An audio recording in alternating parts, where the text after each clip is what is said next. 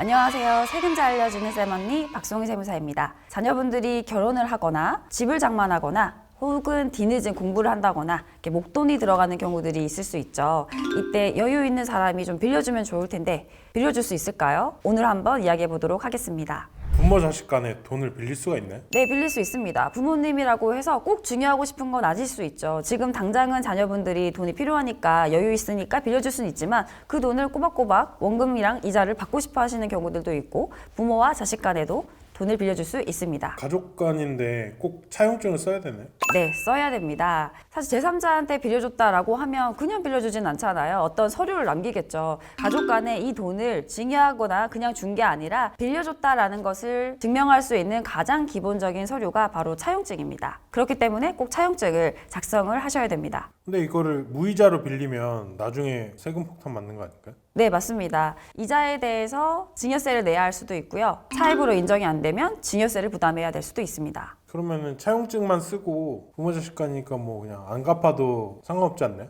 안 갚게 되면 그 돈은 증여한 돈이 되겠죠. 그럼 증여세 부담이 있고 또 가산세도 있을 거고요. 만약에 세무서에서 조사를 해서 차용으로 인정을 받았다라고 하면 부채 사후 관리를 하기 때문에 그 사후 관리 끝에 돈을 안 갚았다는 게 확인이 되면 또 증여가 되겠죠. 차용증을 썼는데 왜 증여로 오해를 받나요? 네, 차용증은 작성했다라고 하시는데 그 차용증의 내용을 보면 전혀 현실적이지 않게 작성되어 있는 경우들이 종종 있습니다. 그냥 뭐 돈 얼마를 빌려주기로 했다라고만 써 있고 언제 갚기로 했는지, 이자를 얼마를 주기로 했는지 이런 것들이 없는 경우들도 있고요. 또 비현실적인 것, 뭐 예를 들어 돈을 빌려줬는데 50년 뒤에 갚기로 한다라고 작성을 했다라고 하면 부모님 나이가 60살이다라고 하면 나중에 50년 뒤면 100살이 넘어가거든요. 이러한 차용증은 작성이 되어 있다곤 하지만 누가 봐도 차용이 아니라 증여로 볼 수밖에 없는 차용증들도 있습니다. 그럼 차용증을 확실하게 쓰는 방법이 있나요? 이 차용증을 작성하고 확정일자나 공증을 받으시면 좋습니다. 그러면은 차용증은 어떻게 쓰나요?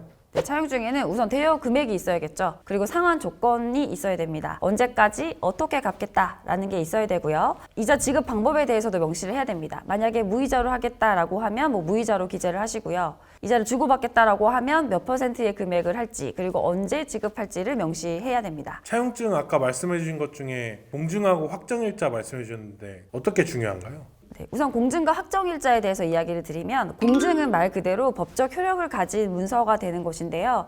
이 서류는 소송을 할 때도 이제 법적 효력을 발휘하게 됩니다. 그래서 공증 사무실에 가서 공증을 받을 수 있는데 이때는 그 금액에 대해서 수수료가 부과되기 때문에 좀 부담스러우실 수 있어요. 그래서 저희가 확정일자를 말씀드리는 게 있는 거고요. 확정일자는 그 서류가 그 시점에 작성되었다는 것을 확인할 수 있는 서류가 됩니다. 확정일자 같은 경우에는 이 서류에 대해서 뭐 한 장당 뭐 600원, 1,000원의 수수료만 발생하기 때문에 공증에 비해서는 비용 부담 없이 확실하게 이 서류를 입증할 수 있는 서류가 됩니다. 그래서 추후에 세무서에서 이 금액에 대해서 물었을 때도 이 차용증에 대한 확실한 증빙이 될 수 있는 거죠. 한도가 없나요? 얼마까지 빌려도 괜찮은지. 네, 많이들 하시는 질문인데요. 차용이라는 것도 빌려갈 이유가 있는지 그리고 갚을 능력이 있는지를 모두 가지고 판단을 하게 됩니다.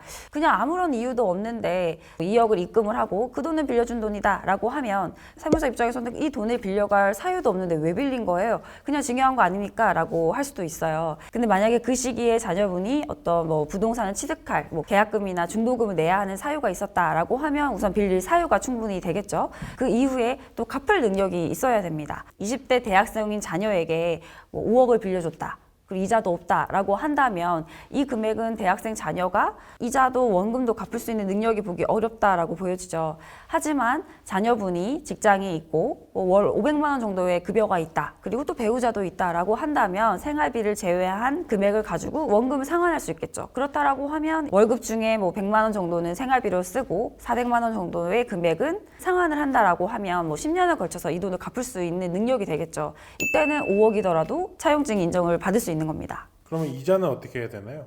세법에서의 이자율은 4.6%입니다. 예를 들어서 저희가 1억의 금액을 빌렸다라고 하면 4.6%를 곱한 460만 원이 이자가 되는데요. 그러면 무이자로 했을 때 460만 원이 무조건 증여가 과세가 되느냐? 그건 아닙니다. 세법에서는 과세하는 기준을 정하고 있습니다. 금전 무상대부 이익의 경우에는 1,000만 원을 기준으로 과세를 하고 있는데요. 무이자로 인해서 얻은 이익이 1,000만 원이 넘으면 과세를 하고 1,000만 원이 넘지 않으면 과세하지 않습니다. 증여재산가액은 어떻게 계산을 할까요?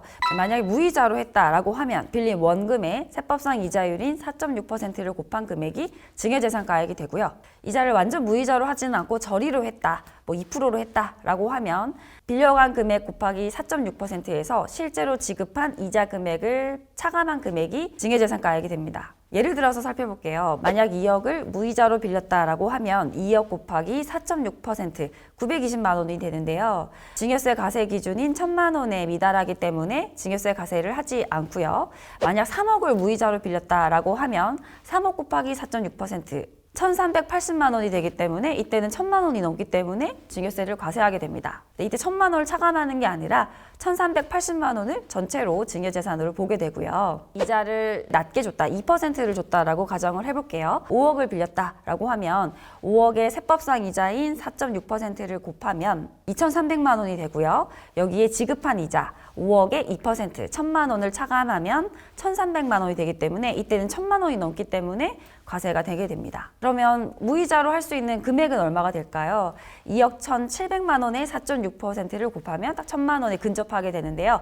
그래서 저희가 2억 7천만 원까지는 무이자로 하더라도 차입이 인정된다면 증여세가 과세되지 않습니다. 정리하자면 부모와 자식 간에도 차입, 돈을 빌려주는 것 가능합니다. 다만 차용증을 정확히 작성을 하시고 차용증에는 차용 금액과 상환 기간, 상환 조건들을 명시하시고 날인하시고요. 그리고 이 차용증을 공증이나 확정일자 받으시는 걸 추천드리고요. 이렇게 차입이 인정이 된다라고 하면 무이자나 저리의 이자도 일정 금액까지는 증여세 없이 빌려주실 수 있습니다. 차용증을 작성하는 데는 사실 10분도 걸리지 않을 수 있습니다.